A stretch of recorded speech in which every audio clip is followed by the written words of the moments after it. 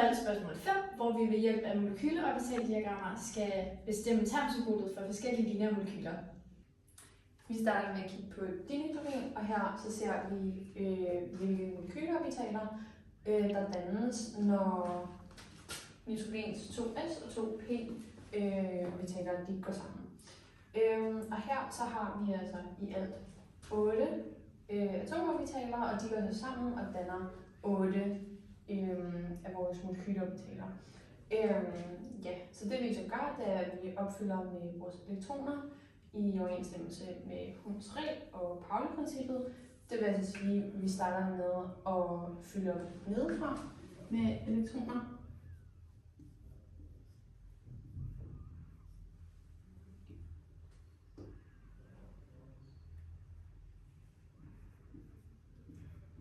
Ja, og det gør vi for, at vi ligesom får, at vores molekyleorbitaler de antager den laveste energi, og så i forbindelse med Pauli-princippet, der sørger vi så for, at der er 2 elektroner i samme orbitaler, de ikke har samme spin. Så derfor vender de spin op og spin down. Yes, og så kan vi så se på vores termsymbol for vores dinitrogen. Ja, og det første, vi lægger mærke til, det er, at vores store lambda her, den vil være 0, hvilket svarer til sigma. Og så vores spin-impuls-moment, det vil også være 0, fordi vi har spin up og spin down for begge af vores 2 molekyleorbitaler her i vores bindende pi-orbital. Så vi får et totalt spin-impuls-moment på 0. Og det svarer så til en multiplicitet på 1, svarende til en singlet. Og så, hvis vi ser i forhold til Gerade og ungerade, så ser vi, at alle vores elektroner de har en ungerade symmetri, og ungerade gange ungerade, det giver gerade, så det vil sige, at vi får gerade. Og i forhold til vores superskrift med plus og minus, symmetrisk og antisymmetrisk, så ser vi, at fordi vi har en fuld besat pi-orbital, så vil vi få en symmetrisk spejling i molekyleplaner. Og det vil altså sige, at vi får en superskrift, der hedder plus. Så det er vores termsymbol for vores dinitrogen. For dioxygen, der kommer hvert atom med en mere elektron end for dinitrogen. Og det skal selvfølgelig også med i molekyleorbitalerne, så vi fylder op med en i hver af de antibindende pi-orbitaler. Og når vi skal lave termsymbolet, så ser vi først på store lambda, som her igen er 0, hvilket svarer til store sigma.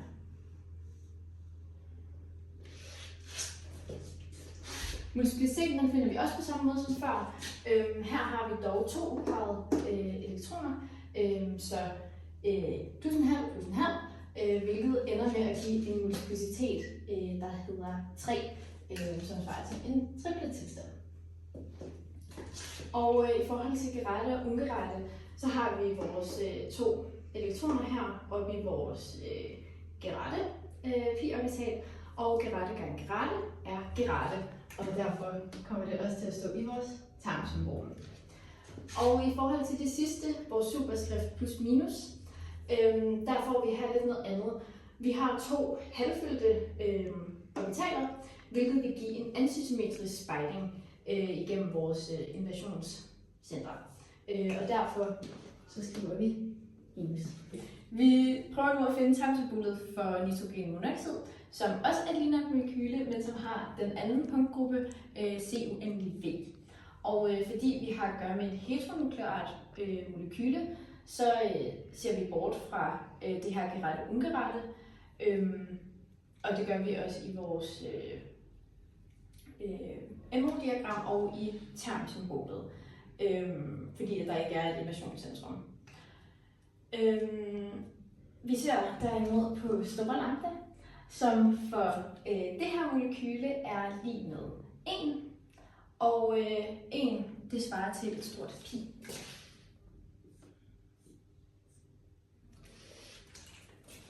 Multipliciteten, den ender med at blive 2. Fordi vi har en udpeget elektron her. Og superskriftet plus minus, det ser vi også bort fra. Fordi at den her ene elektron, der er lige stor chance for, at den vender op, som der er for, at den vender ned, så vi ignorerer fuldstændig spejlingssymmetrien. Og derfor er det totale termsymbol bare den her dublet pi. Og hvis vi så ser på vores molekyleorbitale diagram for vores hydrogenfluorid, så det første, vi lægger mærke til, det er, at vores 1s-orbital fra hydrogen, den ligger meget højere i energi, sammenlignet med vores 2p fra fluor. Og det er altså fordi, at den ene elektron i hydrogen, den oplever ikke nogen shielding fra nogle af de andre elektroner, hvilket som konsekvens medvirker til, at den får en meget højere energi. Og det er derfor, at den ligger højere end vores 2p. Vi kan så opskrive vores termsymbol for vores hydrogenfluorid. Og her der kigger vi så på vores 4 elektroner i vores bindende pi-orbitaler. Og vi ser, at vi har vores fuldt besatte pi-orbitaler. Det svarer til, at store lambda er 0, hvilket vil sige, at vi har sigma. Og så fordi vi har et heteronukleart diatomisk molekyle, ligesom for vores nitrogenmonoxid, så ser vi altså bort for gerate og ungerate, fordi der ikke er noget inversionscentrum. Og vi kan så se på vores spinimpulsmoment, og igen, fordi at pi-orbitalen den er fuldt besat, så har vi spin up og spin down, der ligesom udligner hinanden, så vi får et spinimpulsmoment på 0, hvilket svarer til en multiplicitet på 1. Og så kan vi se på vores superskrift, og igen, pi-orbitalen den er fuldt besat, hvilket vil svare til, at vi får en symmetrisk spejling omkring vores molekylplan. Og det betyder altså, at vi skal angive det med en superskrift på plus. Så det er vores termsymbol for vores hydrogenfluorid.